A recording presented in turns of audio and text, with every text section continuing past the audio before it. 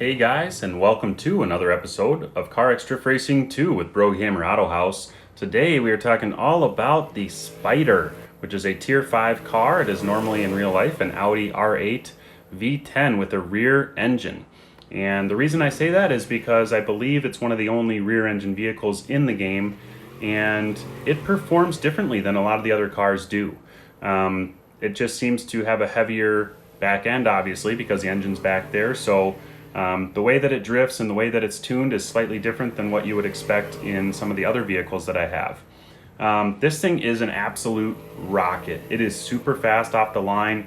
If you're ever looking for a car that's going to be fast for like drag racing off the line to beat opponents, this would be the one.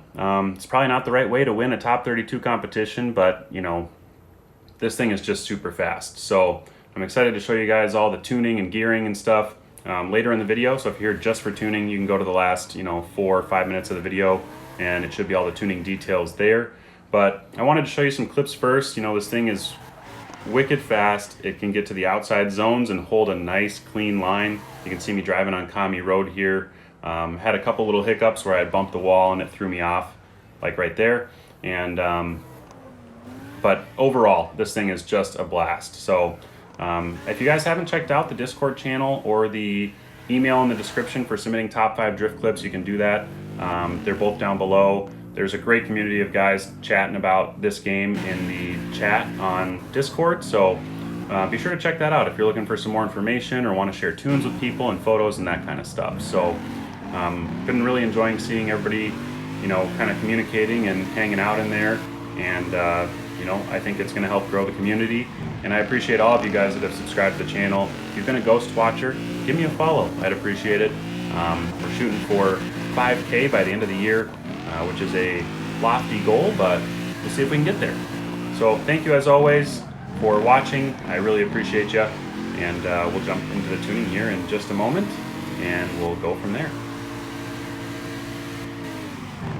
Alrighty guys, so we're going to talk about the tuning and body kits on the Spyder here in CarX Drift Racing 2.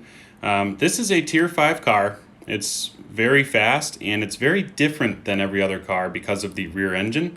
So body kit wise, I do have the Missile body kit on it. They do have a Slide Performance kit, which is like a Spyder convertible version, as well as the R&T kit, which is like a wide body, Liberty Walk type, wide body kit, something like that. I like the Missile the most just because it looks absolutely outrageous for an R8.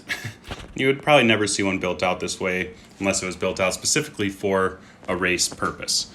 So I have it up to Pro Drift 3, and that gives it 914 horsepower and 972 Newton meters of torque. Custom is at BrogAutohaus, and that'll be in the tuning workshop. If for any reason it's not showing up there, just let me know and I can get it reposted again. So we'll jump into the settings here and walk you through it. Let's see. We could jump out to LA block. Why not? So once we're here, you can see that the spring size is at 8.5, 64 on the stiffness, 48 on the sway bar in the front, 0.06 wheel toe, and then we have -5 camber in the front with 9.6 caster and 65% Ackerman angle. I may eventually, if you don't like how wide this thing drifts, you could increase that Ackerman angle, maybe get some more angle out of the car, and also bring it to the inside of the corner more. But I like it how it's set up right now. 62 degrees of divergence angle. All the bumps and rebounds shown there. And then we'll get to the rear suspension. Again, bumps and rebounds at the bottom. -1 degrees of camber, 0.03 of positive toe, slim to no sway bar in the rear. And then we have the spring stiffness at 60 and spring size at 10 centimeters or 10.2 in the rear as well.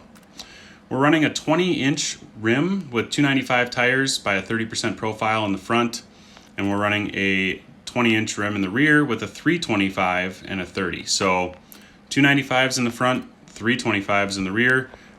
This thing performs very different with the rear engine. We have it maxed all the way out, naturally aspirated, 947 horsepower, as I said before. Transmission wise, we have the diff at a 0.57 with a 4.00 overall gear ratio. And I did play with the gears quite a bit. Mostly 4th, 5th, and 6th gear are my main gears that I'm using. 134 for 4th gear, a 115 on 5th, and then a 1.0 on 6th gear. We are running the lowest gear shifting delay possible. You always want to make sure you have that selected, especially if you're running a manual sequential. And then we have 70% of the braking shared to the front at 5,000 Newton meters. We have the front poked out a little bit here.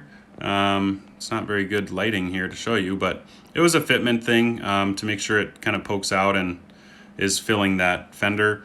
And then the rear, it really didn't need any poke because that 325 on the rear is plenty wide and it shows.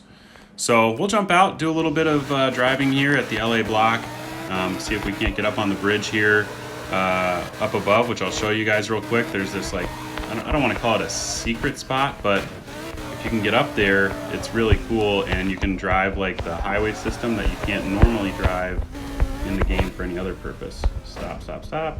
I bounced off.